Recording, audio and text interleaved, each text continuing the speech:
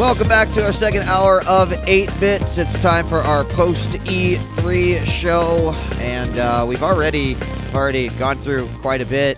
But yeah, Ubisoft. I'll take Pete, very. Look, I have the snake oil salesman. You can make our trailers. We can fucking go into business, sweet. I'm just saying. You That think? was great. That was awesome. Shit. Jeff can give the demos.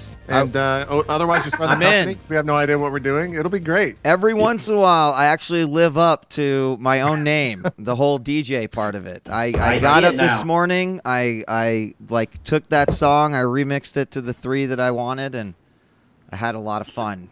You can upload that to YouTube, right? Because everyone should see that. I will put it on YouTube that'll go viral, probably. and figure out how I will not get beat up over it. Because just don't monetize thing. Oh yeah. That's it all. That's it all. So yes, I'll upload it to YouTube afterwards. Hope you guys enjoyed that. I had a lot of fun making it. djWHEAT Productions. Someone's already got the name made. What's beautiful. That? So now djWHEAT Productions. Hold on, JP, because I was talking the trailer up. I was like, JP, I think I've actually pulled off my vision perfectly, and I wasn't sure if you were like, okay, whatever. No. I was being sincere. Really Okay, good. Awesome. Welcome back, guys. That's what I meant. Welcome back. What do we want to jump into now? I guess that's a good way to go into Ubisoft. Yeah. I think I said this last week. Ubisoft for me conference is always the most fun, and this conference was like a roller coaster of emotions. Like there were so many highs and lows. Oh God, tell me about it. It was like this family kills themselves. The daughter or the kid dies, and then the dad blows his brains out. You guys feel like dancing? You want to dance? Let's dance. And then what did they show after that? I'm trying to think of what the next low was, because it was just all over the place. Well, I mean, the Far Cry 4 stuff. I gotta say, I love villains, you guys. I love villains, and they did a great job with the villain in Far Cry 3. I was not sure, looking at the images of this guy in Far Cry 4, if I was going to like him. Stop or shoot. And I'm like, I like this guy. What's that? Did you recognize that, Wheat? That's Troy Baker. Oh, no. Guy who voices everyone. Yeah. You're shitting me. That guy is still soaking up like every great role for like pretty much. Second. Wow. Oh my God. Would somebody please give somebody else a chance? But that's awesome. Don't get me wrong. I love Troy Baker, but wow, he's still just owning all. Wow. Yeah. But let me just lead right into what I want to say about that.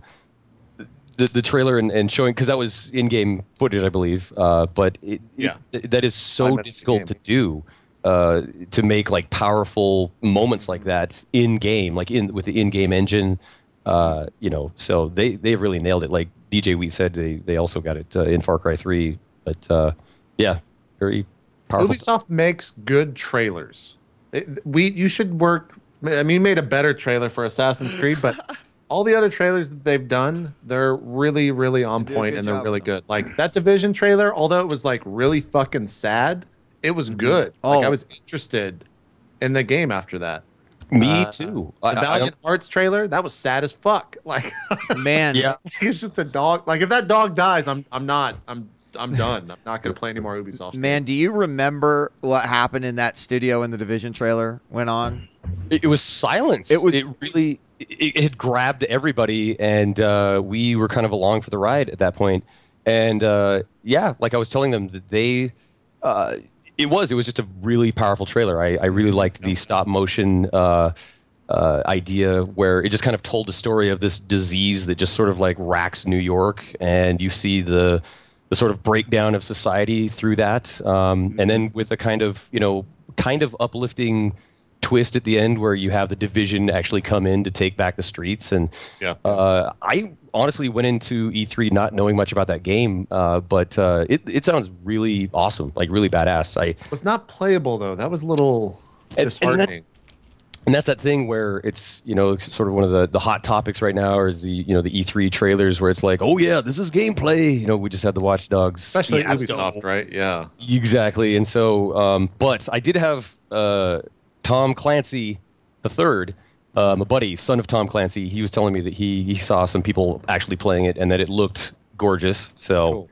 According to Tom Clancy.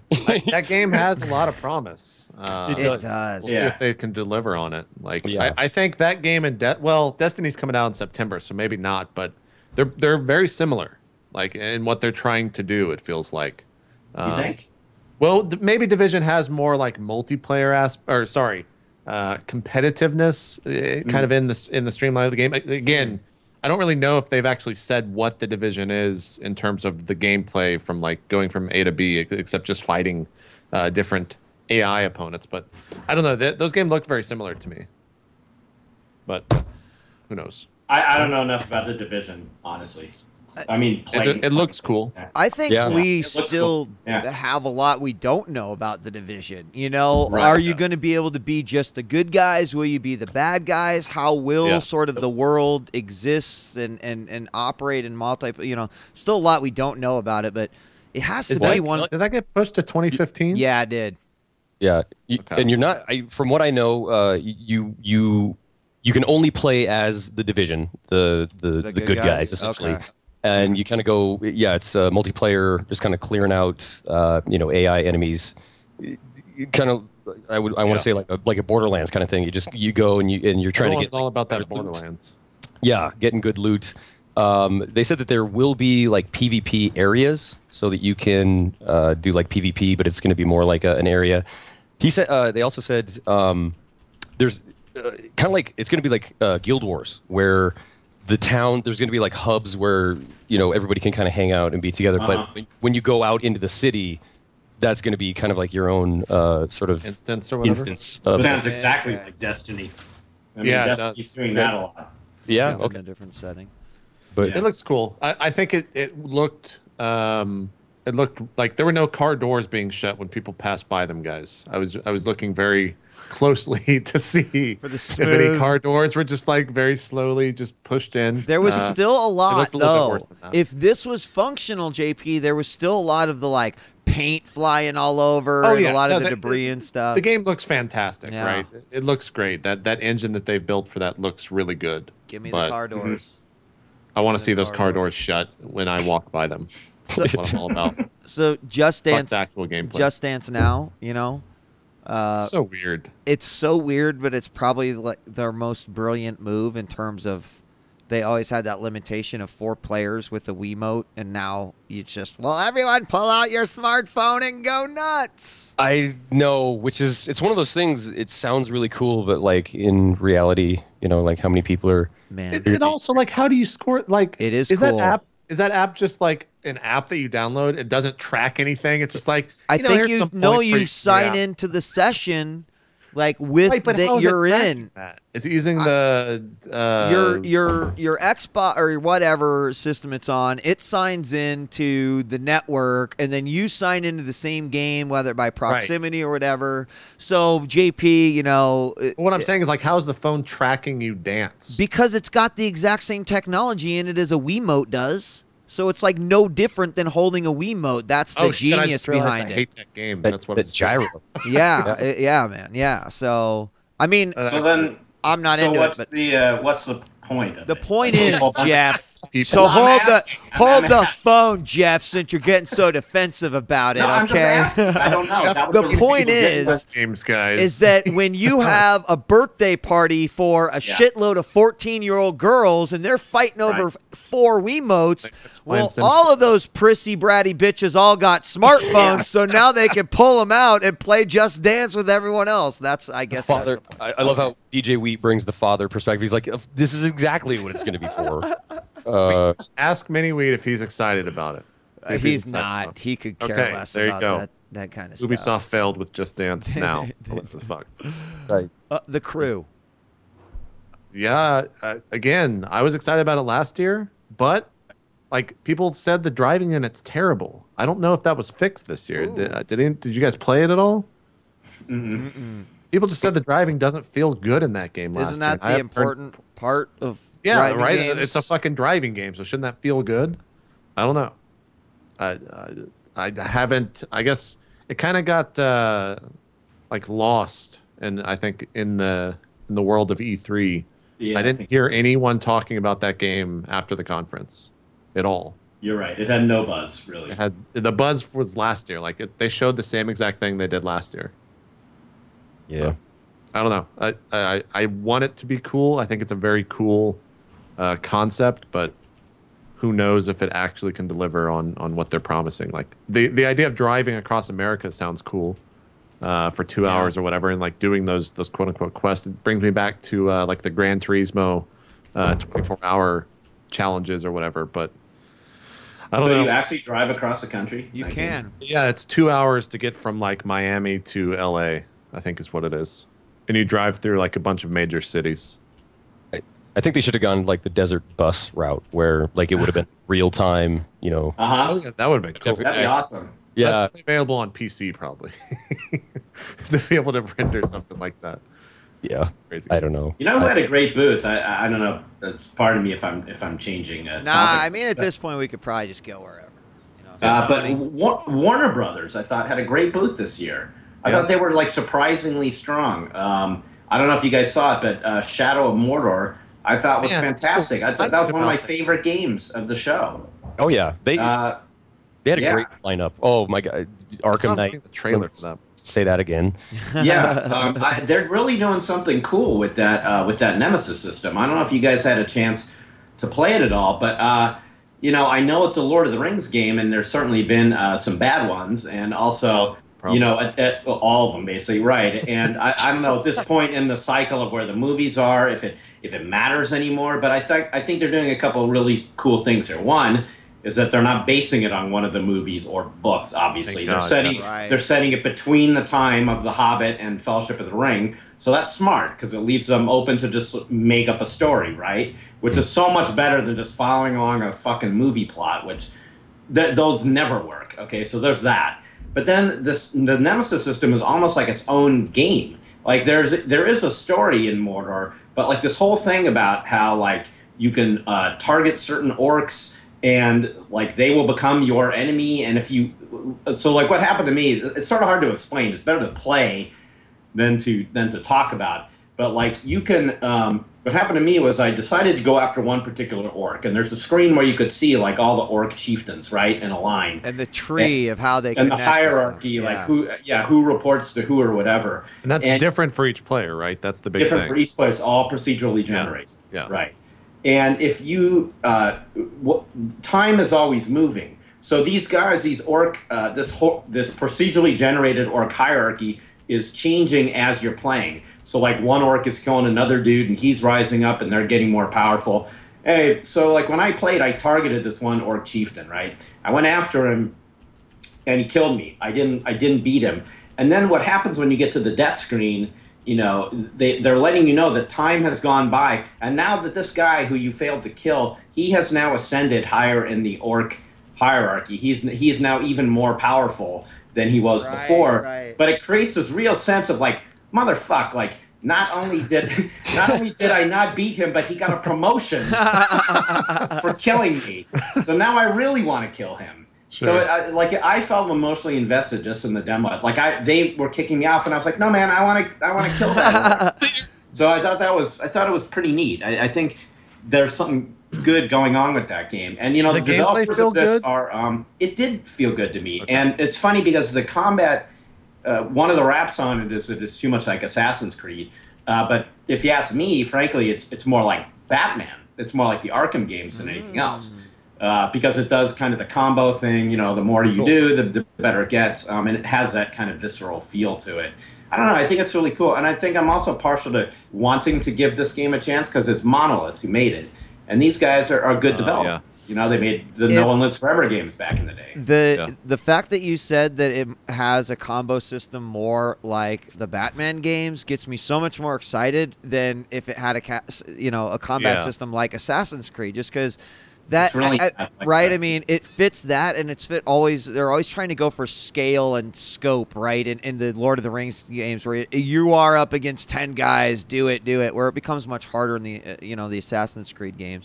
But everything that you said about that procedurally generated thing, I think so awesome. And I got to see, we saw it last year a little bit. Yeah. But I mean, when you say that it's procedurally generated, it is crazy because when you get up to the top, like the actual generals, a lot of times you are engaging them during different events that are going on as well. And it just, how they tie that all together is so awesome. Right, and these guys are like, these orcs are wandering all over Mordor. The entire game takes place in Mordor. Is it open world or what? No. No. I mean, there's a story. There's quests. So you're like loading into a zone. In order. Yeah. Okay. Yeah, it's sort of like it almost has like a GTA model of like you end up you go to a spot and it will open a quest. Gotcha. That kind of thing. And then you can do that or not.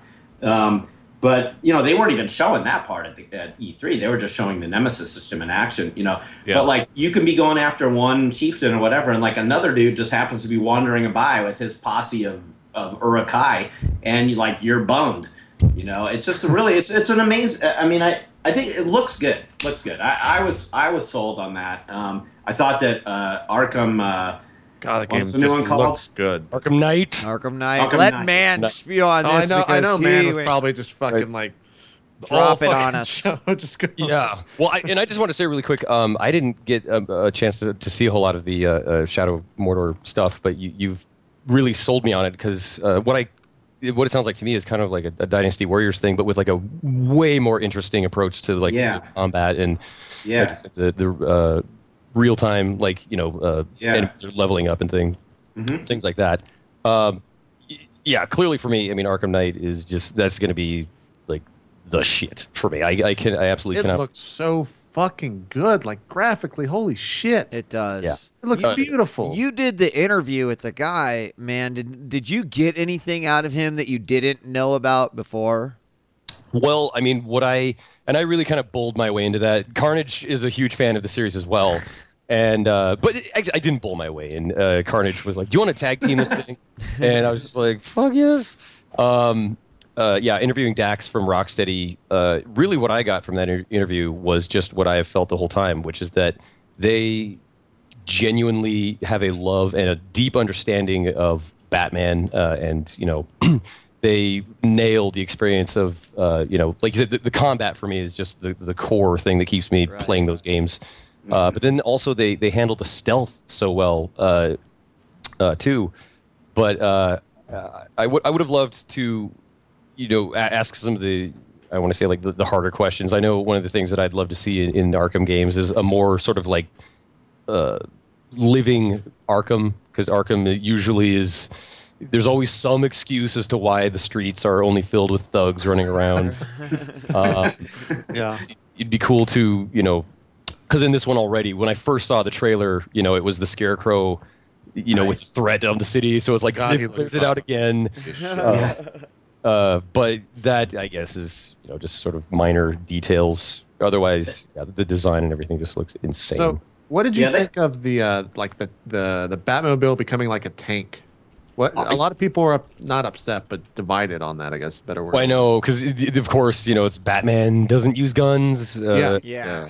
And, the guy from Rocksteady was very certain. He made sure to mention that it's for shooting the drones that are sort of like patrolling the streets. Scarecrow apparently has drones patrolling the streets, and that's what he's going to be blowing up. Didn't they show us the Batmobile coming up behind and like mowing those guys down? Were those guys not human that they showed in the? Were you in the theater for the trailer? I never got to go through, and I remember I kept going over there and trying to flex my big caster name. Don't they know who you are? Yeah, I was like, bullshit. Big league of me. Well, they had this a little booth called the Swag Distribution booth. Yeah, I kept going over there. Right. Well, and I did end up getting a shirt, 2 of them actually, because I was so swagged. Yeah, I remember I kept going over there. I was like, yeah, I'm kind of I do a broadcast. I get like 4,000, 5,000 viewers. It's kind of a big deal. And I just was looking for a T-shirt, and they'd just be like, okay, yeah, the line is over there. You just get in line over there, and so I was like, I am above this. But no, I never got a chance. He's like, I'm Batman, lady. Like, fucking inside. I never got a chance to go over there and see what was actually in the theater. So well, they show like an extended, they walk through like one mission or so, and I can't remember the details, but I swear that the Batmobile comes up from behind. It looks like Batman's corner, right? There's a whole bunch of thugs. But then from behind you see the Batmobile rise up in the air and just like mow all these dudes. Well, Batman was in really trouble, cool. and the Batmobile used its guns without Batman really knowing about it. So that's the car's in between that mission and the next one is a cutscene where Batman has a man-to-man talk with the Batmobile about the use of guns. Yeah, actually took out guessing. some Knight Rider and put it into the Batmobile. It's the basis of the whole game, actually. When I walked into that, I was thinking, and I am a fan of that franchise too, and I've played all of them, but I was feeling before it started like, do we need another one? Like, really? I mean, I wondered, like, where is this series going to go? And I actually thought, like, after it, I was like, okay, so this is the Batmobile game. Like, if the Batmobile's the thing, then maybe it will be cool. Because everything they show with the Batmobile, like its ability to sort of fling Batman that was to higher so elevations, awesome that was pretty neat. Yeah. The animation of that looked gorgeous to see him just fucking fly up into the air. And I think that's exactly what it is. I mean, the Batmobile is definitely touted as like the new feature of the series, and I love that it's going to be. It sounds like it's going to be so much more than just an easy way to get transportation, in the city. Right. Sure. Although I will be launching myself out of the Batmobile just constantly. That looks you can catch yourself back in the car. so I think much as well. fun. Like the car will follow you when you get to the Oh, ground. really? Yeah, that's what the giant bomb guys were saying. So. But that's gonna be Rocksteady's awesome. last Batman game. So hopefully, So they'll go out with a bang. like Rocksteady finishes it, fucking kills it, and then we just like it kind of just it doesn't get brought back up. Like but then they no go one make fucking does awesome names Origins or whatever. Games, right? Yeah, that's I would have loved to have asked the Rocksteady guy what their pissed about Origins. That's exactly what. I even snuck something in there. I just said something about like Rocksteady's back, baby, and I could see the guy's face just be like, "I'm not even touching that with a 10-foot pole." Because I was so hyped for Origins, and it was very, very, very rough around the edges. It was an Arkham game. It was fine. Yeah. It looks good. Bring it back to Ubisoft. I want to hear the story of Wheat just like crying in the corner when maybe I should wasn't announced. I mean, man, you were on the couch with me, right? Or were you over on the?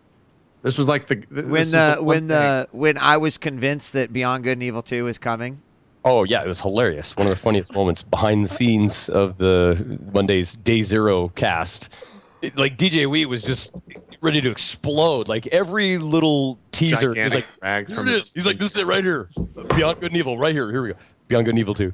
It's like I could feel it was palpable. Like when we, you just kept waiting for like, oh no, okay, they're gonna do an encore. Well, then they I feel like at the very end, it was like the most epic troll, right? Perfect. Because he even said something to the effect of, "This is a cult classic," and I'm like, dude, cult, I thought it was going to be it, man. But then they introduced Tom Clancy's Learn to Fuck Up a House, and then and then I'm like, oh, this, just like man said, I'm pointing at the screen like, this is it, and then it said, this is pre-rendered, and I'm like, oh my god, this has got to be it. It's pre-rendered, but then it says of a multiplayer, and I'm of a multiplayer of a multiplayer bat. Of what this is no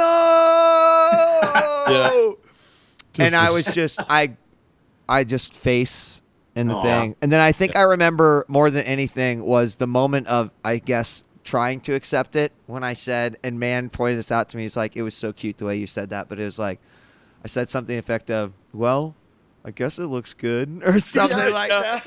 It was because you went through all the phases. It was like denial, anger, and then you had finally reached acceptance, and you were just like, "Well, this looks cool."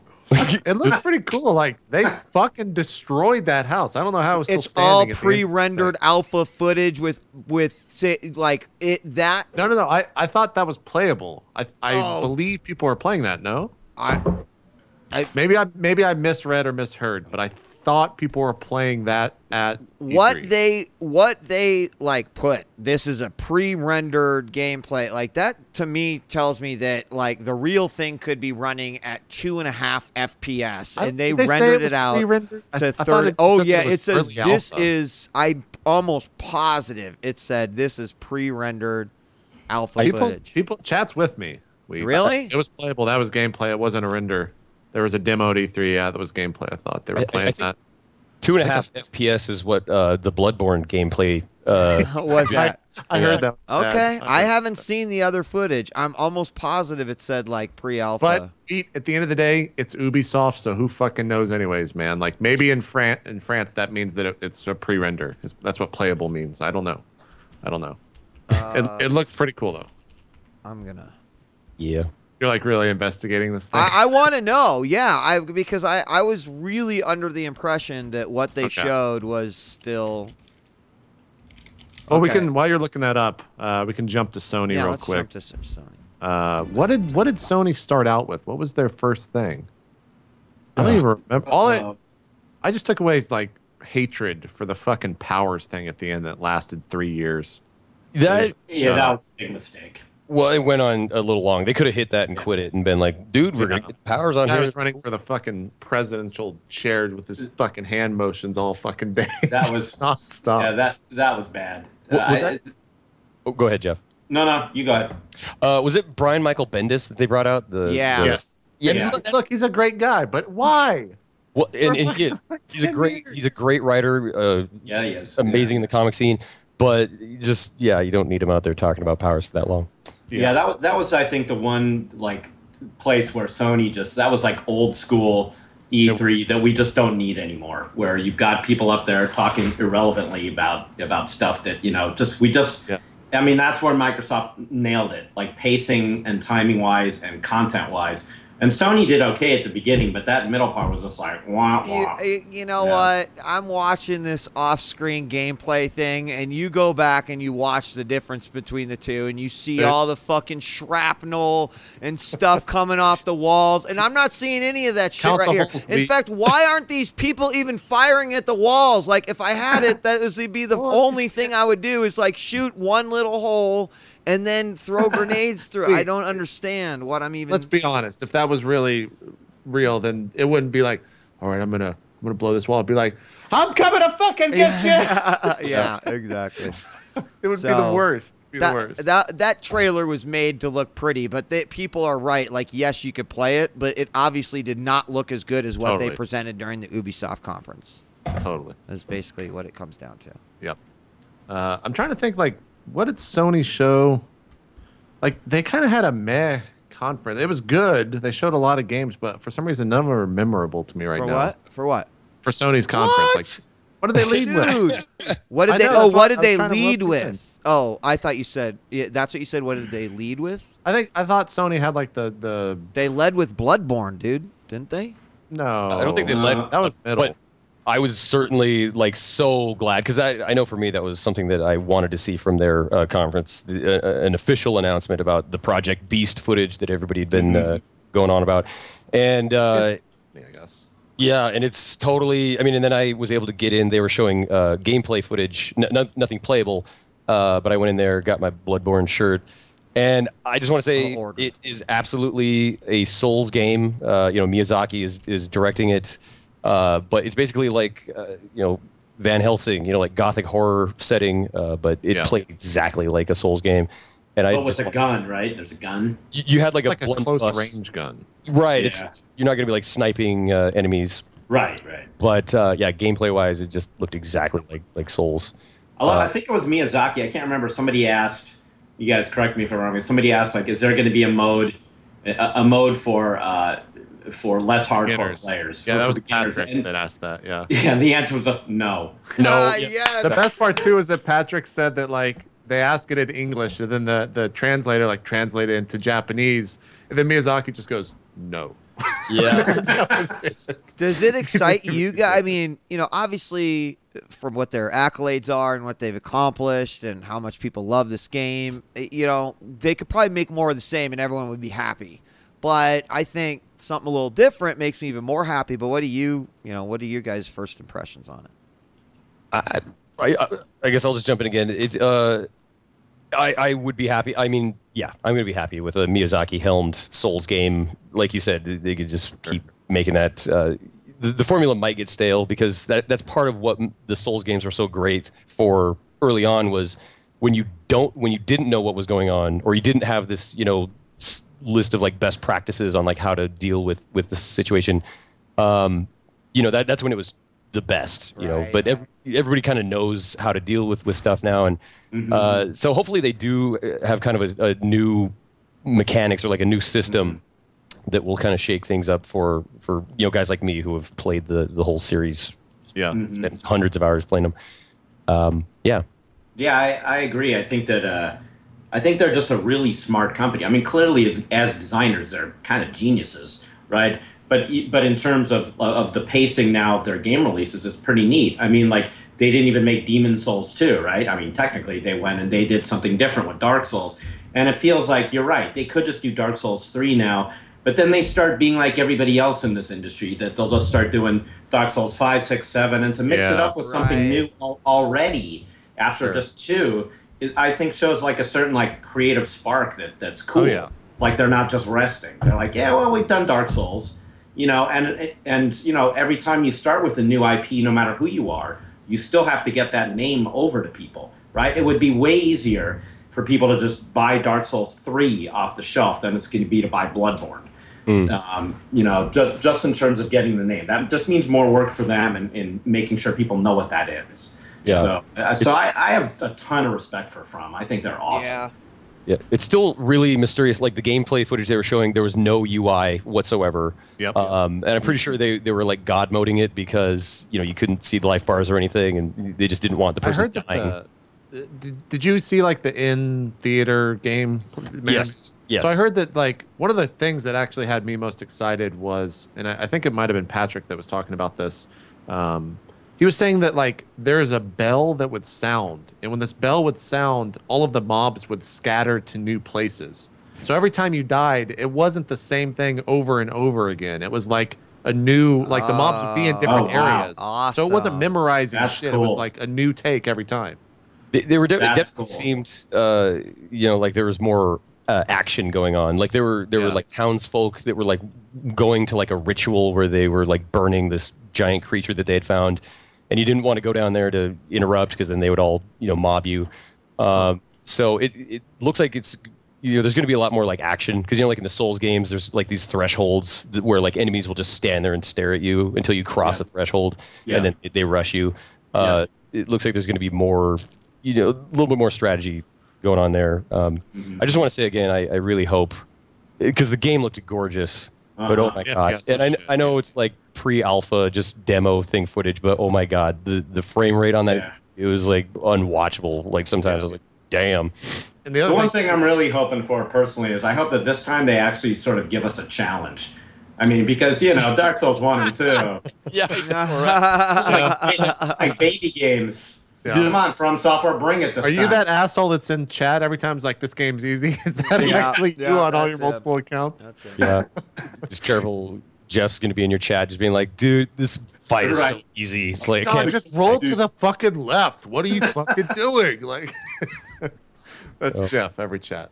As far as some other Sony stuff, I mean, I'm like, obviously super excited for Uncharted 4, seeing kind of like what the first in-game is going to look like, because of course they've always driven a lot of the technology as far as PlayStation is concerned, when they haven't really done CG trailers and whatnot. They build their games from what they can do in the game, and I mean, I know it's still a ways off, but god damn does that make me excited.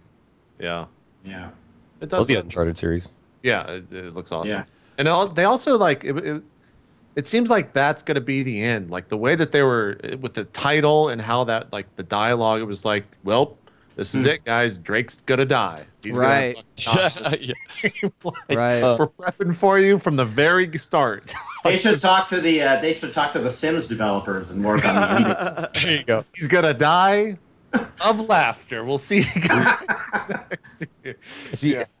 I don't want to like completely change topic here, Do but it. I'm seeing a lot of discussion, people wanting us to talk about this, and I would love to talk about this game as well. No Man's Sky. Yeah, let's do it. I was kind of building up to That's that. the game But... of the show. Oh, okay. I'm sorry. Yeah, no, go for it, man. Like, drop it on us. I couldn't wait any longer. No Man's Sky. Carnage and I, if you guys didn't know, we roomed together for E3, so had a blast with him. He's just crazy. Love John Carnage. Anyway, we have something of a gentleman's wager about how well this game is going to, you know, like how good of a game it's going to be when it comes out. I am.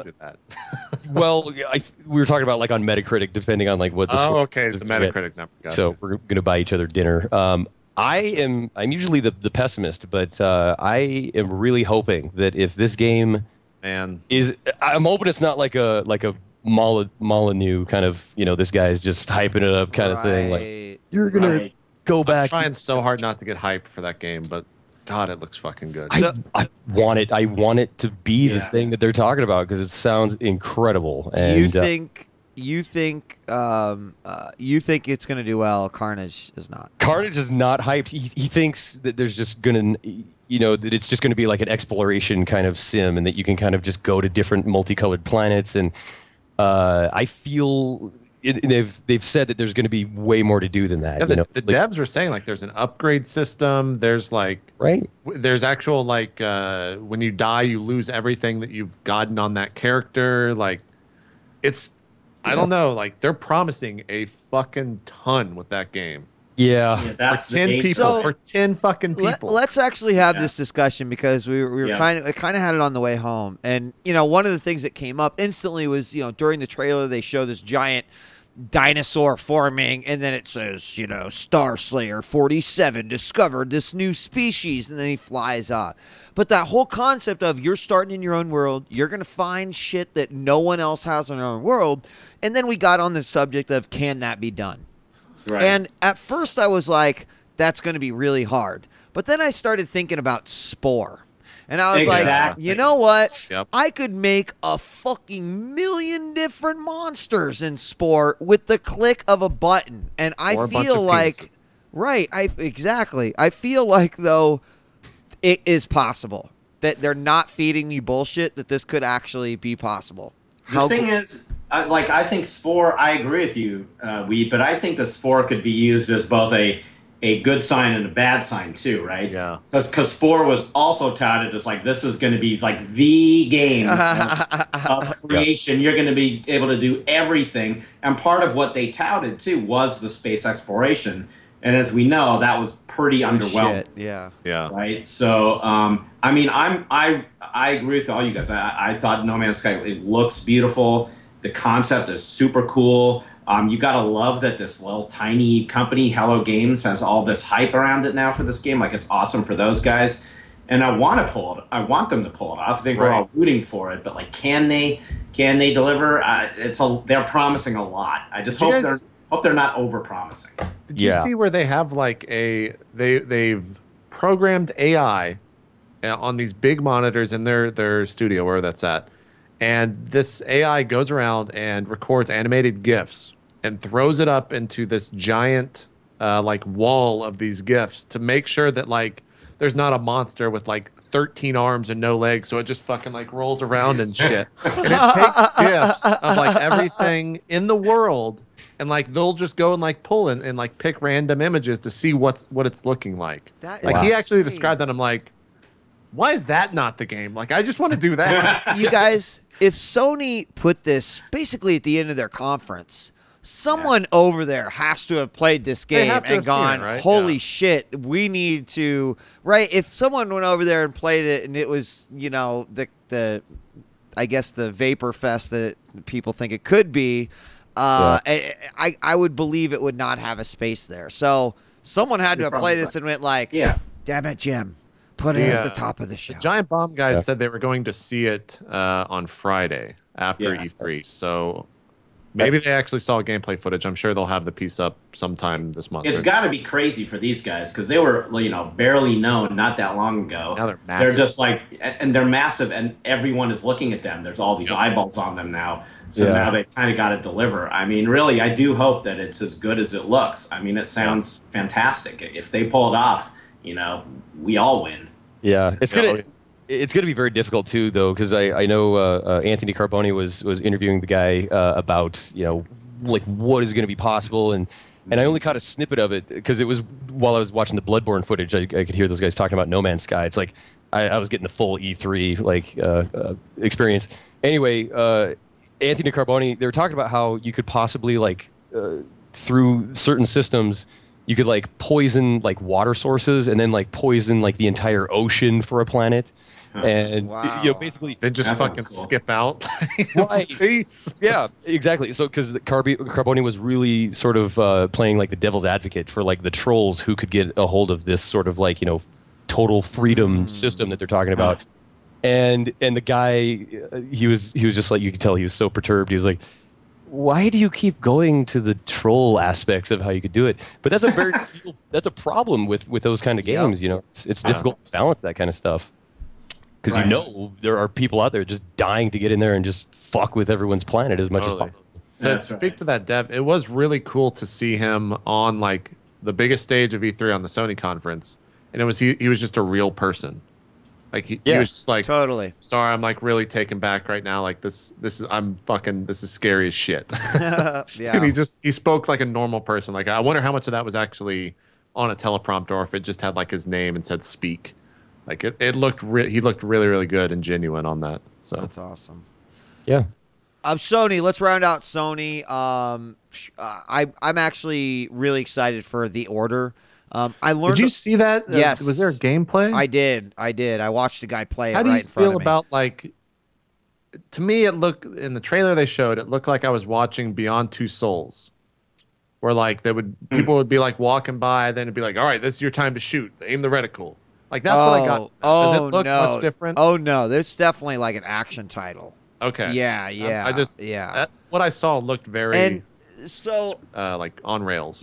What I learned about this game is that it has a really fucking awesome lore, and I was upset at myself for not knowing more about it prior to over the course of last year. It just kind of came and went, but the lore of this game is basically a retelling of the Knights of the Round Table, right? We kind of already know this, but I didn't realize how many of the half-breed the half-breed different monsters you're going to go up against, and some of the other locales that you're going to visit. I was kind of thinking The Order was going to end up being that gray game that just looked orangish pale the whole game, but I have a feeling that it's going to be a lot more than that based off of what they were telling me during the It looks segment.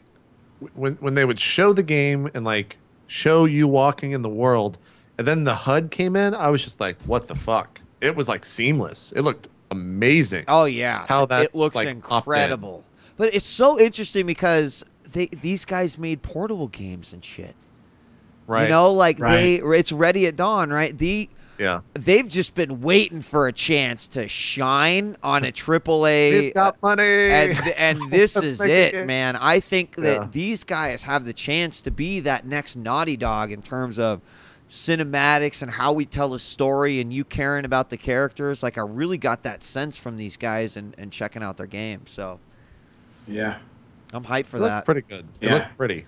I didn't get my God of War announcement. That was one of the predictions I was really hoping for. I was hoping to see something along those lines. Yeah, what we else did did Sony show rather? Well, The Last of Us Remastered. Yeah. It kind of shocked me because it was they even said at the beginning, spoilers in this trailer. Oh, yeah, and they showed everything. Yeah, everything. It's oh, God, they weren't kidding. New version of Grim Dan Fandango. Kiesling's pretty excited about that. Yeah, he is. Title. Sony had a good conference. It was just the end of it. It was just it was so boring for the last 30 minutes. They had so much new brands to announce with PlayStation TV and PlayStation Now, and then there was a third one. I mean, the only thing you can say about that is they used to be more boring. So, I mean, you know, that's one thing about the fact that these things are streaming now and that people at home are watching, is they actually have to think about an actual audience of non-industry people who are paying attention. Sure. I mean, in the old days of these conferences, and when I mean old days, I don't even mean hardly, I mean, Wheat, I'm sure you saw this over and over in all your first ones. Like, they would start literally with like PowerPoint presentations, with numbers. Yeah, like, hey guys, let's talk about how our sales. I mean, dude, Sony was still doing that a year ago, right? Like, let's show you how large they needed to do that at that point, but. They did, but I think the show is just shifting. I mean, it's like the stuff we talked about right at the very beginning of the show today. You know, that they're becoming more consumer-oriented. The press conferences are. Yep. And that's probably a good thing, right? Yep. I mean. Yeah. Let's talk about did you play Destiny yet? Yeah. You guys have played it. I played about 10 hours yesterday. I was shocked that they announced I fucking love that game. An alpha. So that was also not into that game at all pre-trailer. Played Tell us about it. Right yesterday. That game's fucking awesome. That's a game that you have to play to be into. Like, I put up an hour. Do you have stream footage of it? Yes, I played yesterday with my brother, which was awesome just to begin with because like he's a big console guy. I don't play that much on console. Felt like Borderlands. It looks great. The lighting in that game is really, really fucking impressive. Like that blew me away with how good it looked. I mentioned it too in the video I did, but. The light bar. I've never been interested in this fucking thing. I always thought it was the stupidest piece of shit ever. I never understood it. Yeah. I was playing in a completely dark room, and you walk into like I don't know, it's like an abandoned subway or something. One of the areas that you play on is in Russia, but you walk down into this stairs, and it goes like pitch black, and the little robot that you're with, that's voiced by Tyrion, starts talking, and his light kicks in, and the light on the light bar was just like bright white, and I was just like, whoa, it actually had like an impact on me in this dark room that I was in. That's awesome. It was really cool to see that. It was the only time that's ever affected me in any game I've ever played on the PS4. Gunplay, it's Halo, like it's Bungie, it's people that made the fucking Halo series, so it's really good. The loot aspect is kind of interesting. There's reputation. You can fucking dance. They have dance battles. Yeah, that's the thing that I was going to say is that after I've played the alpha now for a while, like this is an MMO. And they never said that. They're just not saying it. It's an MMO. It is straight up. There's a town hub that you go to. Right. Reputation vendors that you turn in stuff to increase your reputation with. I mean, how is it not an MMO? I mean, it's an MMO with Halo combat is what it is basically. Yeah. I'm not saying that's a bad thing. It's just interesting to me that they're sort of staying away from that term for verbiage. I think that is because it's going to be it is only on console, and in the console world, like the term MMO, they immediately go to like World of Warcraft, and that's not. I guess that's not what they're trying to pitch to the people that haven't played like an MMO before. I think this game's going to be fucking massive. I mean, I was already addicted to it last night. The only reason I stopped playing is because I hit level 8 and like I've gotten the best gear I can get. Right, doesn't it cap at 8 right now? Cap's level 8, yeah. You start at level 4. They haven't said what the level cap is, but reputation vendors in town are giving you level 20 gear that's like legendary. And if it's level 20, that seems like less than a day to get to cap level. Unless it just spikes. Like, would there be incentive to make multiple characters for any reason? There's 3 classes in it. They do have different like special abilities. Yeah, they do. It's at 15 that we didn't get to see.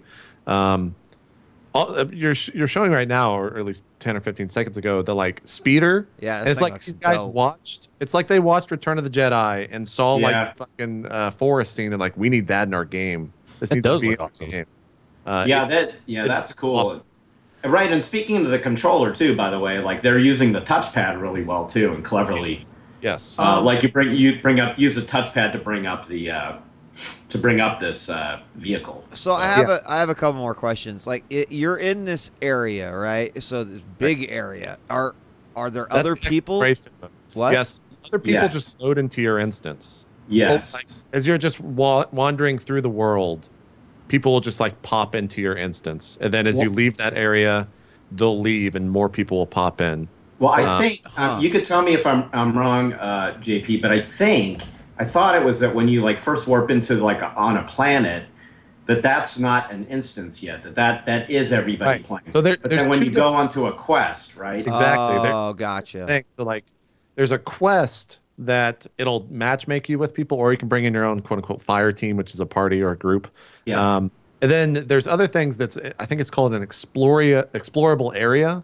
And that's what I played mostly in. And in that, there's actual like the equivalent of like an exclamation mark that you find throughout the world, where you just go and collect that quest, and then it tells you to go do X and kill X. And I probably did like at least 40 of them on that main area. And there was definitely a lot of backtracking back and forth, but at the end of the day, like the combat was so fun that I didn't fucking care that I'd been to this place 20 times. Like I didn't care that they were level like 4 mobs and I was 8 and I was 2-shotting them. It was still fun. Like, and to me, like, is the meat of the game. That's awesome. If that's always fun, then I'm always going to have a good time playing that game. Totally. I'm going to be really interested too in what they do with the story, because clearly there is a story, right? And that's one thing that I really love about Bungie just in general. And, you know, like you can like totally geek out on Bungie's lore if you want to, right? I mean, like the connectors between the old Marathon series and Halo are there. If you want to sit down and get into that, and I like that kind of stuff. And I have to believe that Destiny, or maybe they've explicitly said and I just haven't paid attention, if Destiny ties into Halo somehow. But I think all of their games exist in the same universe, right? Just over thousands They mentioned of years Guardian a lot. With like, I think you are actually a Guardian. That is like what you are, which is pretty funny that Halo 5 Guardians is coming out. Yeah. But yeah, I was not sold on the trailers. I was not interested in that game at all. I knew that it existed. I saw everything. A bunch of people were hyped. Playing it was like completely eye-opening experience. Like, can't wait for that game to come out. In terms of exploring, by the way, like you just happen upon caves that may or may not have a chest or like high-level enemies in them. Like right when you start out in that explorable area, if you go like down this subway station and take a right, you go into a completely black area, a dark area, and then like these mobs that have question marks because they're like level 20 mobs start running at you. This is right at the start. They're like fucking gigantic creatures running at you. It's scary as shit. Like I had to run out of there immediately because I was gonna die. Yeah, I think they don't gate. I remember asking them. They don't gate areas based on level. Right. So that goes back to like Ultima Online, right? Where exactly. It's just good luck to you if you want to go there. And it's cool too because I don't know how we ended up. We were somewhere in the world, and we were like at the edge of the land, and we looked over this fence, and I was like, "What the fuck is that?" And we looked down, and there's this gigantic level 16 troll just standing there on this edge, and we're like, "Is this a bug? Like, what is going on?" And eventually, we get knocked off, and he kills us, and we go back, and he's not there. But it's revealed to us that there's actually a cave behind this guy. And you like go into the cave, and like there's you find these ghosts around. They have a little bit of backstory. There's also like a level 17 mob in there in a chest. So like, super interested to see the explorable parts of that game. I really I love that idea of like being able to just like explore and just find. Yeah, it's great. I love that because that's not in MMOs, right? That doesn't exist in like a traditional PC MMO. Kind of in Sky. Not anymore. It doesn't. Right. It's all fucking like WoW headed up to where you know that's going. Yeah, kind of like contoured experience where they have something, a very set path kind of for you to. Yeah, it's like Disneyland or something. Yeah. You know. So I'm hyped for Destiny. I'll be selling that snake oil for. Yeah. I do think there's a lot we need to see. I mean, I agree. Like I really am digging the alpha. Like I'm on board. I'll buy it day one. But there's still a bunch of stuff I don't quite get. What is the end game to that, right? Like, is there dungeons or is there raids? Like, I don't know. They haven't said it. It would be fucking awesome if there was. That would be really cool. Yeah. And I guess I should state, like, if you're wanting to play a new Halo multiplayer, it's in there for you. Like, there's a straight up multiplayer mode that is exactly like Halo. Yeah. And there were a lot of people, saying that like it was a bad thing. It was like, oh, it's just a new Halo. You're like, It's a new Bungie. Yeah, Bungie. Yeah, it's a fucking Bungie FPS. That's what they were known for. It's great. Yeah, those Halo games sucked, right? Yeah. Yeah. God, those did so fucking poorly.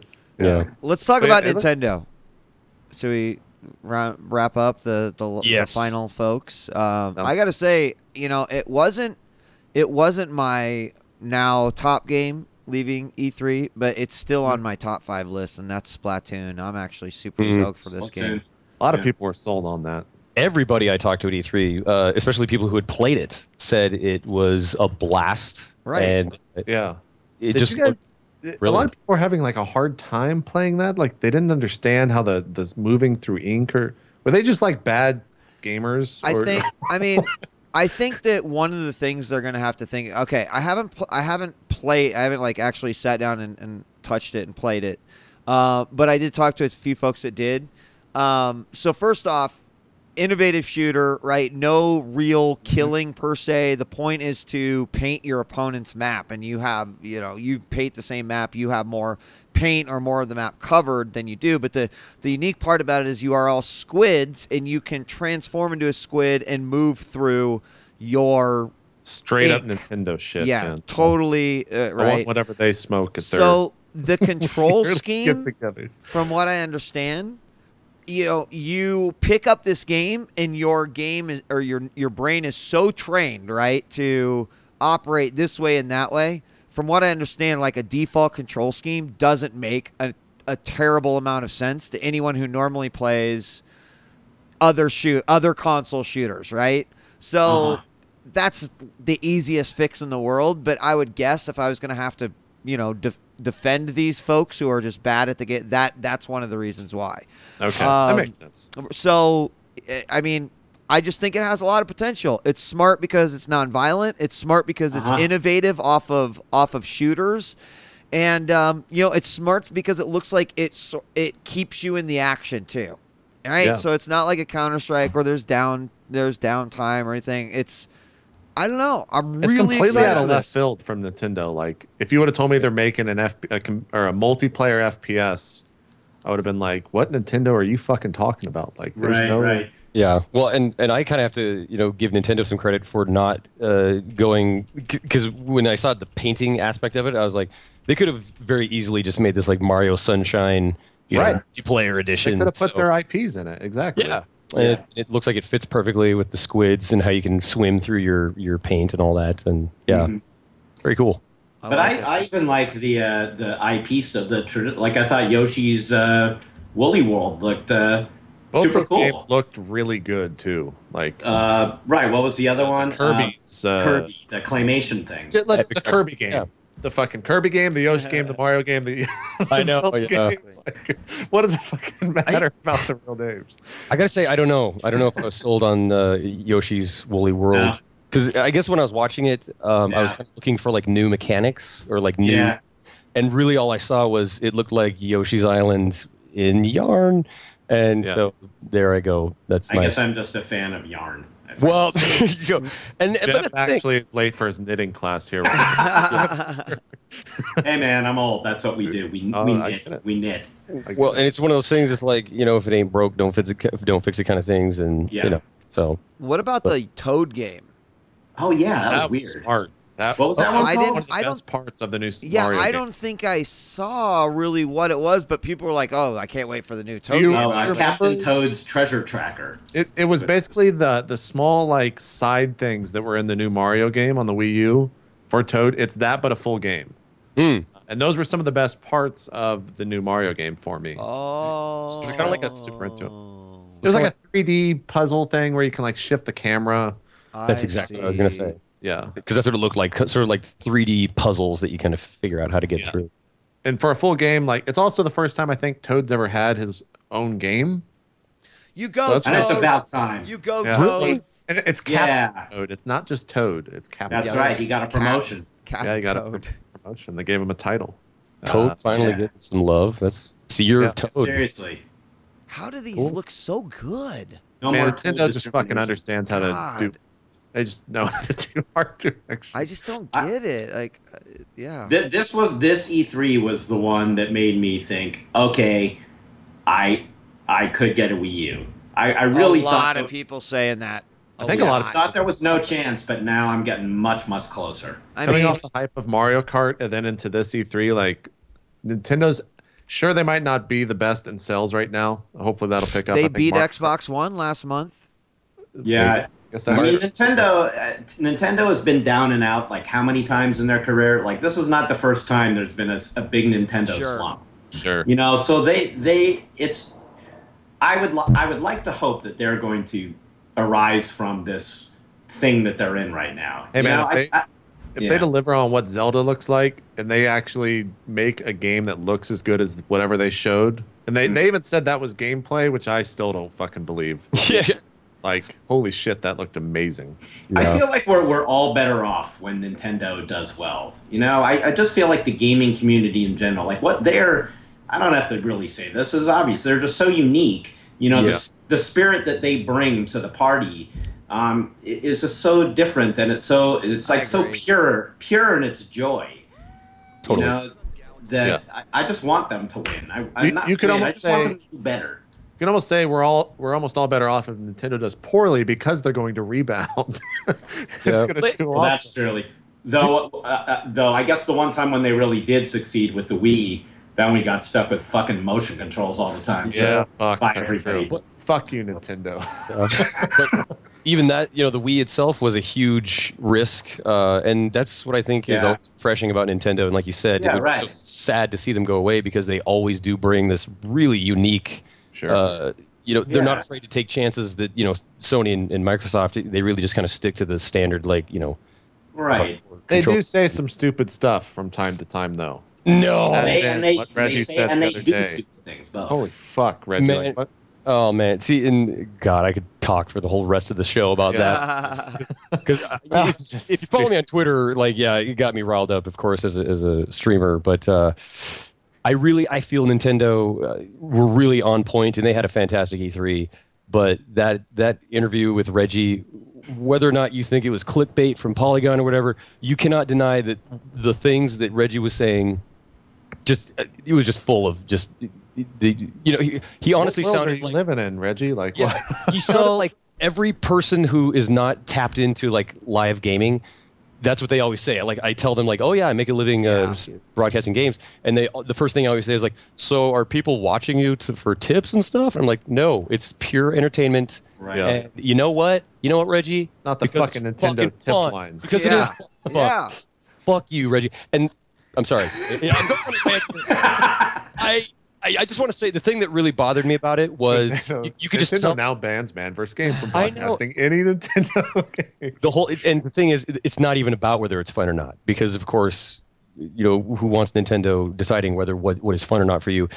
It doesn't matter. That was Nintendo saying that when they the real reason that they're not, you know, that they don't want the streaming through the Wii U is something else entirely. I won't go into that, but right. That thing. I'm not going to be able to recall my exact source on this, but someone who apparently was like there when when this conversation was taking place, this interview for Polygon, and it was kind of like Reggie was just knocking down every question, like I have been briefed and there is nothing you can throw at me that will ever be asked here. And then when the whole, Wii U broadcasting on Twitch thing came around, it was like the question where he was like, and didn't have that ready answer for, because I would have personally been happy with, well, there's no way our system could actually handle that, which is the truth, the straight up truth. But I kind of think there was this panicked response because especially off of all the success they had that weekend of people watching their shit, I just don't, like what are you fucking talking about? I don't. It is nuts. God, those 300,000 people watching your Smash tournament, God, they fucking hated every second of it, man. In fact, many of them left early to get their balls smashed with a hammer because that is more fun. I don't know. And everybody who is defending these quotes, saying that they're being taken out of context, they're saying like, no, he's talking about the streams where it's just gameplay or a guy who doesn't talk much or, whatever. Sure. And my thing is, you know what? why don't you let the community decide if that's fun or fun to watch or not? Well, right. Exactly. It reminds me, it's like such a like Apple thing to say. It's like we will you know control what is what you can see if it's fun or not. I just it gave me a bad feeling, the whole thing. Yeah, the problem is in general, just like that is they are just not going forward with where the entire rest of society is going. Like, Exactly. Everything is more open now. You can't do this, and if you do that, you're going to get punished. Yeah, and that's what's going to. I mean, eventually they've got to hit it. It seems like it's just a matter of time before they're going to have to relent, or they're just going to be so archaic. And besides the fact that the stupidest thing to me is like, this is fucking free advertising for you guys. Yeah. That's right? It's exactly, that's the thing that just bothers me about Nintendo's stance, because it's not only just this interview with Reggie in the past, like when they were trying to shut down the Smash Brothers tournament. Right. And it's the YouTube claims, which are still rampant. Yes, the bullshit on YouTube. It's like, you can tell, that's another thing for me, that it's like, the thing they're not saying is, we don't like people using our game footage to make any kind of money with whatsoever. When the truth, like Jeff just said, is they are doing you one of the greatest services that money cannot buy, which is the best marketing available today. Like watching somebody else genuinely enjoy a game. Someone in chat, actually Bayonetta, who I hope that Bayonetta watches our show. I mean, I personally can't wait for the sequel, and I'm glad the first one's going to be packaged with it, but is saying that on Treehouse, which was the Nintendo voice all week, they were actually, we love Twitch, we love this is great, please interact, follow our channel. Yeah. So there was obviously like a disconnect here, right? Yeah. At the same time, Reggie did fuck up with that, but did you guys see at the Smash conference when the guy that got second place, who I can't remember his name, was like, Reggie, would you want to play like one game? And Reggie was like, no, I can't. Obviously you'll beat me, but one of the things he's like, one of the things I'm excited about is that I can play on my 3DS later this year, and I'll come back next year and I'll kick your ass. Right. And I was like, whoa, Reggie, what the fuck? Reggie's like making it real for a second. That was the best moment of E3 for me, is just seeing Reggie. Like, I felt like he was just so far away from everything that he stands for. He was just himself for like 5 seconds. Then he realized that he's just like, oh shit. Do you guys want to Go ahead. No, go ahead. Well, I was going to say, do you guys want the insight for what the players, think of the game? Yes. Yeah, sure. I think I heard it, but yeah. Yeah, so even though the event was hype as shit, the players are thinking that, of course, when I say the players, I'm talking about the Melee players who make up, the sort of the driving force behind the competitive community. They say they're not into it. But you know what? The more I talk to them, and the more I saw the game and I saw the reaction from the game, I feel like we are about to go through Counter-Strike level metagame here in fucking Smash Brothers, right? Because what happened is Melee is 1.6, right? This is the game that everyone is like, best game ever, never want to play anything else. Source comes out, which is Brawl, and all of the Melee guys were like, we were right, this game's a piece of shit, we're staying on 1.6. I think that this is go, dude. I think that these guys are already like, it's like they're sort of there, but not really. Let's go back to Melee. And eventually it's like, if Nintendo puts all their efforts here and the community puts all their efforts here, a decision has to be made. Hey, man, if Nintendo keeps doing those events, the players are going to be there. They're going to be there. Yeah. Exactly. That's the biggest exposure you can get for a game that you fucking love. So, of course, you're going to be there. So they do love it more than Brawl, which is important. Another interesting thing that they said, which is kind of crazy, and you noticed if you watch the tournament, it's harder to die. Like, people don't die. If you are in Melee and you don't know what you're fucking doing against the guy that does, he'll kick your ass up and down, right? It's harder to die, which apparently makes items a bit more, like, if the game more fun with the items on. Huh. Okay. They'll probably still ban him from competitive play, I would think, but I don't know what's going to happen. But I have a feeling that the new Smash Brothers is going to be like the CSGO. It's going to have, it has to unify everyone. And it's also going to be, I think that might have been like the most talked about game from E3. Apart from like No Man's Sky, like that is what everyone was talking about, was how good Smash Bros. Or sorry, not how good or how bad, but just Smash Bros. Like everyone was like, did you see the new Smash Bros? What'd you think of it? Blah, blah, blah. Like it got the most coverage. I think everyone was just excited for that new title. So you could just like walking around E3, like at the Twitch booth, and just all around E3, they would have the tournament being cast there.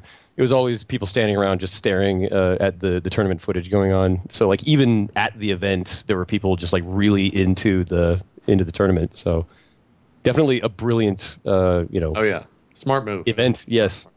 Any other Nintendo things that? I don't know. Oh, the Xenoblade thing. I was a huge fan of that for the Wii. I played through that.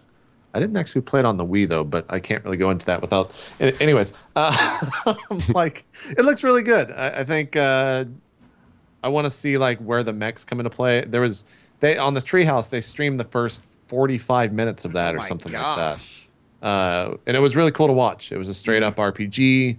It's just like the one for the Wii. Like you're walking around in the big world, and you walk up to like this dinosaur that is 40 times your size, and there's no way you can kill him, but you can straight up attack him, and he'll just fucking obliterate you. But it looks pretty cool. Like I'll definitely be picking that up, and I want to see what that game actually turns into, because the trailer they showed last year was awesome for that, where it was just called X, where you're like flying around in those giant mechs. Right. That was great. It's fantastic. So. Yeah, apart from that, I don't. Mario Maker maybe, but yeah. Just really quick, what do you guys think of like Hyrule Warriors? Does that get you hype at all? Never played a Dynasty Warriors game. So you know where, yeah, it's like if someone gave me that game, man. You know how I could see myself playing it from the Wii U gamepad. Right, yeah, because you can like that seems to me like that would be one that I would totally love, just like because that's all my Dynasty Warriors games that I played were always on PSP or some sort of portable. I don't know why, it just works. I don't know. Other than that, it's probably because the gameplay is fucking so simple and stupid that you can just play it on a. See, that's what because I had the pleasure of interviewing those guys for that segment, and I kind of kept trying to get them to say that it was going to add more aspects of like the Zelda experience to just the Dynasty Warriors thing. Because I would love to see that more like puzzle kind of things going on or something. But they were like, nope, it's basically a big battle. You're in a big war, and you're just kind of moving from like place to place to just obliterate. It looks like fan service for Zelda fans. Like it really is. It's going to be a Dynasty Warriors game reskinned as. It said 9 playable characters in it too. So was that 9 playable characters in it? When they did the like 15-20 minute demo, that's the one you did that one, man. Yeah, so like I must have seen the same combo 137 times. I know. And that was probably how they got to 137 hit combo. Well, and I was just like, oh, okay. So I don't know. Yeah, it's like that game's so easy to hate on. Like I hope it's fun, but fuck, man, Dynasty Warriors is like the easiest game to hate on when it comes to hating on shit. I know. It's the same fucking game. They're on like Dynasty Warriors 34. They've actually beat out Call of Duty. I know Jim Sterling is going to be hyped because he loves that series. Oh yeah, no, there's people like there's fans that absolutely adore those games. Yeah, they're very weird people, and I don't fucking talk to them at all. But there are those people. Right? Yeah. So yeah. I don't know. I don't think there's anything else from. I have a question for Man real quick. Yeah. Yes. Man, how sad were you that Kingdom Hearts 3 was not at the show? I was Kingdom Heartbroken. Well done. Oh my God. Yeah, no. You guys know because I do want to do another vote for like on my stream to have my subs. It's going to be a sub only vote, but they're going to vote for the Kingdom Hearts 2.5 HD remix. Whatever. Oh yeah. And to be honest, Kingdom Hearts 2 was fantastic. People keep saying that to me. It was so much better than the first. So much better. But like for me, I just the whole like combo, like mashing together Square characters with Disney. It just it's just such a jarring, weird experience. You go to the world of Tron. Is that a good pitch? Wait, have you have not played Kingdom Hearts, man? Or am I? You played the first. No, I did. And you loved it, or struggled? No, I did not love it. What's the opposite of that word? Think of like a gorilla that just likes to beat things. And that was, man, like playing with his controller and just like wanting to punch the shit out. But I beat it, and I played it on like the hardest mode, and I want to say mode on without you. What'd you choose? Like the shield and the weapon, or something like that? Yeah, I probably like did true hard mode.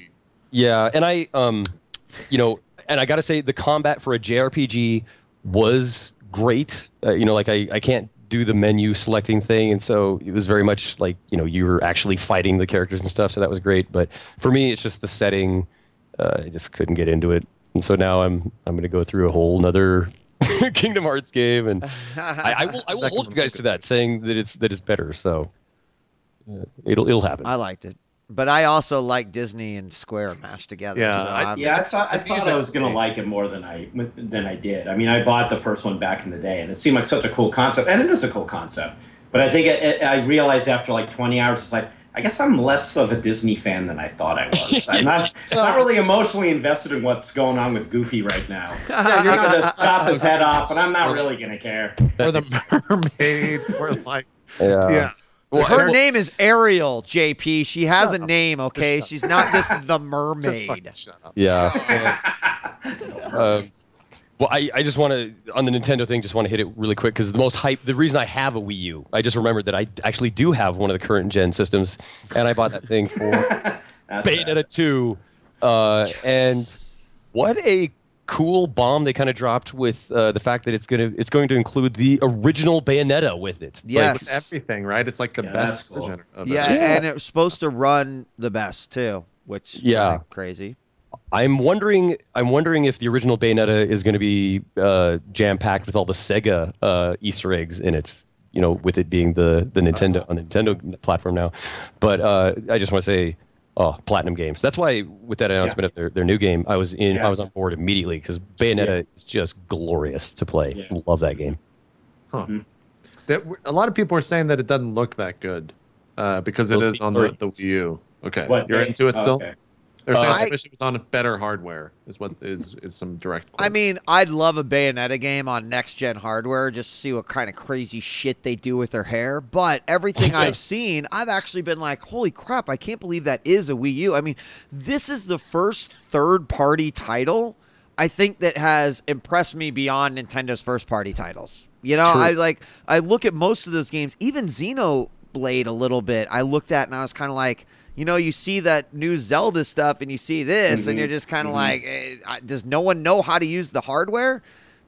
This has definitely, it does not look fantastic, but it looks better than I thought it was going to. I mean, they also did. I thought you were going to say it looks good for Wii U, and I was just like, oh God, we've gotten to that point. No, I wouldn't. No, I don't think it's like that. So okay, I'm excited for it. All right. I definitely. Should we do picks of the show and then wrap? Yeah, do we want to do something stupid and normal like that, or I mean, I'd love to hear. Yeah, what going away. Maybe we do our top 3 or something. I don't know. Whatever. Oh shit, we're doing top 10. I don't know. We could just go around and say what our absolute favorites are. What anything. Why don't you start and we'll just follow your example. Yeah, I knew that was coming. That's why I was sitting here quiet and thinking. Fuck. Well, I can kind of jump in there. Do it. Go ahead, man. I can think of one game that we didn't get a chance to discuss that I want to mention right now that I think looks fucking amazing is Lords of the Fallen. I don't know if you guys saw footage of that being played on the Twitch stream, but I saw that. very like Dark Souls-ish, right? It's kind of like Dark Souls with a Darksiders design, but everything was just flowing beautifully. I thought the demo looked great. I love the lore of it. I love this idea that the people were able to like kill their god, and they have this awesome picture of what looks like a mountain range, but then as you look at it closer, it's actually like fingers of a hand coming up from underground, because that's like apparently they like buried this god, and so it's the god like trying to come back up. Just badass. It looked so cool. But so that was one of my favorites that I saw at E3. Beyond that, Arkham Knight, Fru kind of blew my mind. I can't wait to see where that goes. There's so many more. I totally get that Dark Souls feel from Lord of the Fallen, like you said, though. Yeah. I think they acknowledge it, though. Right?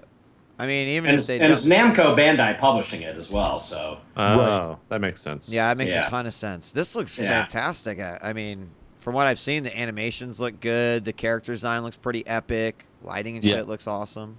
Yeah, I can't wait to see how it turns out. They and they even had kind of like a Dark Souls thing where like when you die, you lose your experience points or whatever that you had.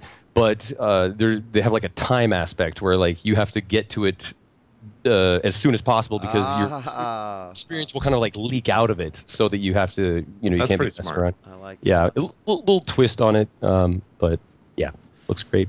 Yeah, I'll go on. I mean, obviously, Splatoon is one that's I'm definitely going to be hitting up. I also oh my god, now I've just forgotten the name of it. So well, I'll go on to the other two. I'll remember it. It'll pop into my head. I won't forget it. I was actually, we didn't mention it either, but I was impressed by Dead Island 2's trailer. You know, like I walk away that trailer going, was fucking it good. was like one of my favorites, and I love the fact that, you know, they weren't going, they could have tried to repeat or recreate the coolness they made when in the first trailer with the whole reverse thing, but then like the trailer actually made less sense when the game itself didn't take itself totally seriously. So this trailer, I feel like, fits the game a lot better and was great. It was, I mean, it's just, it makes fun of itself. It makes fun of Los Angeles. It's just, you know where the game's going to be. I just have a feeling I'll really like that game based off of the trailer. With the other game I wanted to mention that we didn't mention, but I got a chance to see it twice, and that is that Witcher 3 really does look goddamn. So yeah, it looks really good. Here's a question for you, Wheat. Looks? Are you saying looks in terms of the gameplay looks fun, or it just visually looks impressive? Because I hated the combat in Witcher 2. See, I fucking hated it. I thought it was boring and I did not enjoy it. I feel is a lot of risk, reward, and patience. Okay. And the other thing about The Witcher is that you need to get on that magic, dog, because I didn't really like the combat that much either. And then I'm like, well, let me figure out how I can. I have started Witcher 2 spells and. I've probably started Witcher 2 7 times, and I've never gotten past like the first town because I just can't stand the combat. Yeah, it's a little bit of an acquired taste, I think. But I do think I thought it looked great in the demo. It looks amazing. Yeah. And I'm kind of on the outside here. Because I tried to get into Witcher 1, and there I will say that yes, the combat didn't really grab me because it was a lot of just timing your clicks on the enemy. But I've heard that Witcher 2 was, much better, and it was very much inspired by, Dark Souls, and it's a series that I feel like I have to get on, especially now, like Witcher 3. It does. It just looks. Yeah, I mean, part of the problem is like for those of us in North America or maybe Western Europe, like it's got a very Eastern European game design style to it, which is just to say that like they're a little bit more into like the wonkiness of it, sort of like super old school RPGs. And you kind of have to be on board with that a little more. There's a little more futzing in the screens for setting up your spells and things like that. I mean, you can play it a little more straight action, but if you really want to get the best out of it, it's kind of an investment, the Witcher games, more so than other RPGs. So I think that the people who really get into it are like the kind who really like that kind of thing, Right. And I think that's why there's so much love for that series, is that it's a real, true, like deep RPG. The other thing,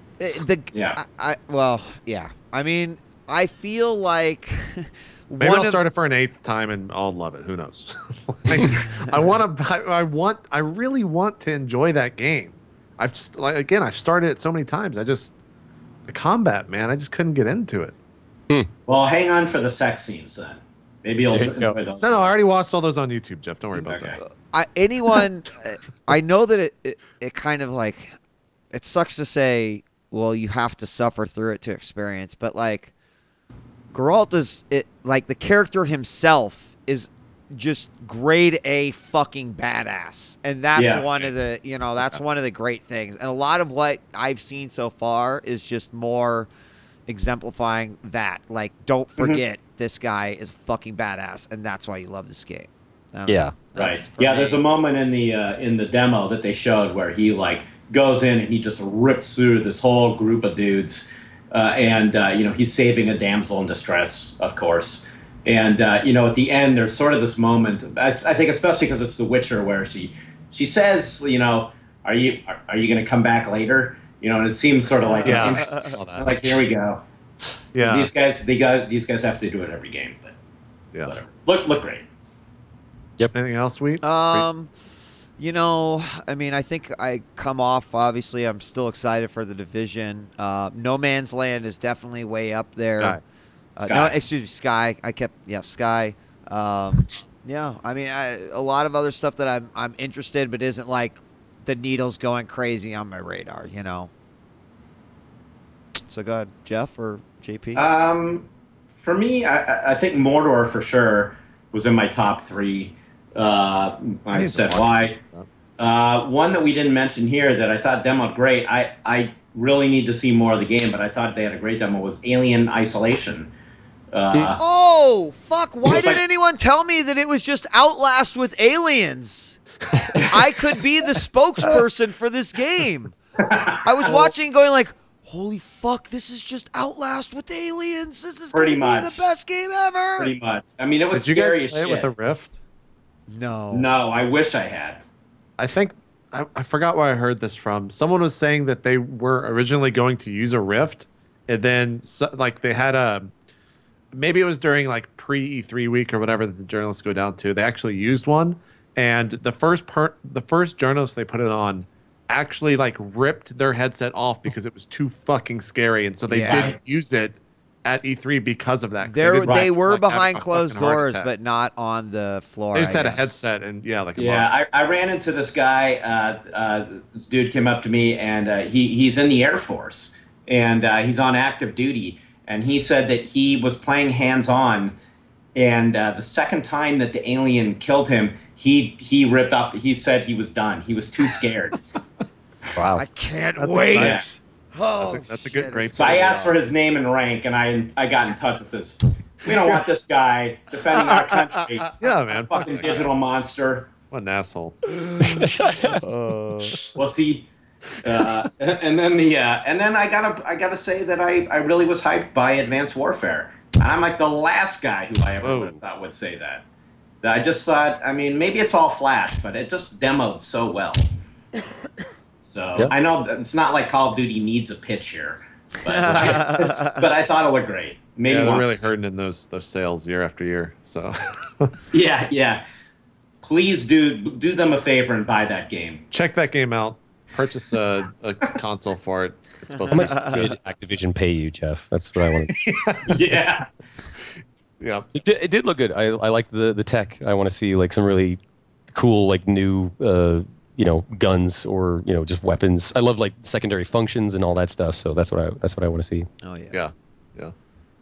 I guess for me, I want to say like I kind of want to say No Man's Sky, but we didn't really see what that actually is. We just saw like a bunch of videos, and I felt like that was kind of the theme of this E3 is that we never really saw gameplay except for like 4 or 5 games that I'm excited for. It was all like, this is a trailer. This is what the game wants to look like. We'll see if we get there. We'll see you in 2015. We're packing up. I felt like that was kind of the general overlying theme.